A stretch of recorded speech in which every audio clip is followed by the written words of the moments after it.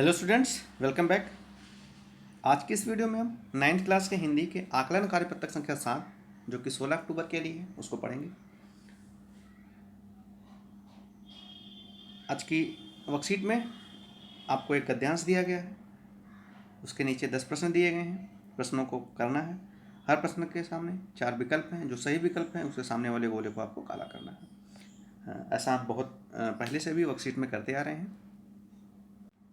तो शुरू करते हैं। सबसे पहले अपना नाम और अपने कक्षा अध्यापक का नाम लिखिए। अब शुरू करते हैं। वह नेपाल से तिब्बत जाने का मुख्य रास्ता है। फरी कलिपोर्ट का रास्ता जब नहीं खुला था तो नेपाल ही नहीं हिंदुस्तान की भी चीज़ें इसी रास्ते तिब्बत जाया करती थीं। यह व्यापारिक ही नहीं सैनिक रास्ता भी था। इसीलिए जगह जगह फौजी चौकियां और किले बने हुए हैं जिनमें कभी चीनी पलटन रहा करती थी। आजकल बहुत से फौजी मकान गिर चुके हैं। दुर्ग के किसी भाग में जहाँ किसानों ने अपना बसेरा बना लिया है वहाँ घर कुछ आबाद दिखाई पड़ते हैं। ऐसा ही परित्यक्त एक चीनी किला था। हम वहाँ चाय पीने के लिए ठहरे। तिब्बत में यात्रियों के लिए बहुत सी तकलीफ़ें भी हैं और कुछ आराम की बातें भी हैं। वहाँ जाति पात छुआछूत का सवाल ही नहीं है और ना औरतें पर्दा ही करती हैं। बहुत निम्न श्रेणी के भिखमंगों को भी लोग चोरी के डर से घर के भीतर नहीं आने देते, नहीं तो आप बिल्कुल घर के भीतर चले जा सकते हैं। तो आपने यह पैराग्राफ पढ़ा, गद्यांश पढ़ा, जिसमें चीन तिब्बत से जाने का जो रास्ता है उस पर नेपाल के बॉर्डर का कोई रास्ता है उसके बारे में लेखक बता रहा है और सारी चीज़ें बताई हैं। अब इसी पर आधारित प्रश्नों पर चढ़ते हैं।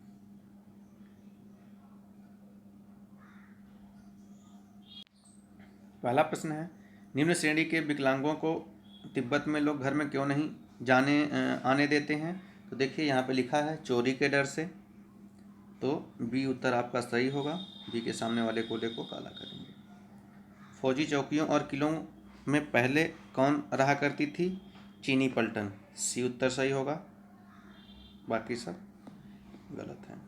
तीसरा प्रश्न है, किसानों ने अपना बसेरा बना लिया है कहाँ पर। दुर्ग में, बाकी सारे गलत हैं। तो दुर्ग जो है डी उत्तर आपका सही तीसरे का। चौथा, परित्यक्त किला किसका था।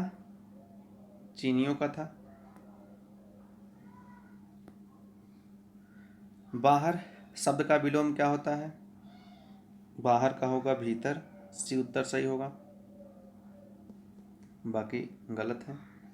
परित्यक्त शब्द में उपसर्ग और मूल शब्द, उपसर्ग परि और त्यक्त जो है मूल शब्द है, तो ए आपका उत्तर सही है। ए के सामने वाले गोले को काला करेंगे।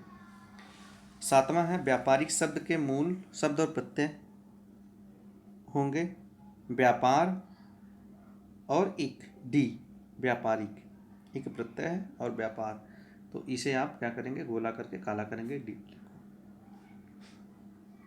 सातवां है, रास्ता शब्द का समानार्थी शब्द है। देखिए रास्ता यानी मार्ग, सड़क, तो यहाँ पे देखिए मोड़ नहीं होगा, तिराहा नहीं होगा, चौराहा नहीं होगा, मार्ग दिया गया है। बी उत्तर आपका सही होगा। आठवें का बी सही होगा।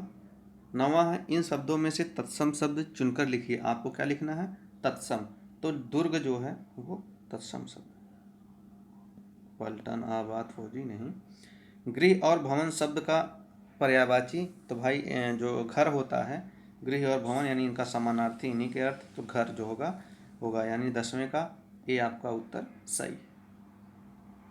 तो छात्रों, आपने देखा हमने 9th क्लास के जो हिंदी की आकलन कार्यपत्रक संख्या 7 थी उसको कंप्लीट किया। इसे करिए और करके अपने जो सब्जेक्ट टीचर हैं उन तक प्रेषित करिए। धन्यवाद।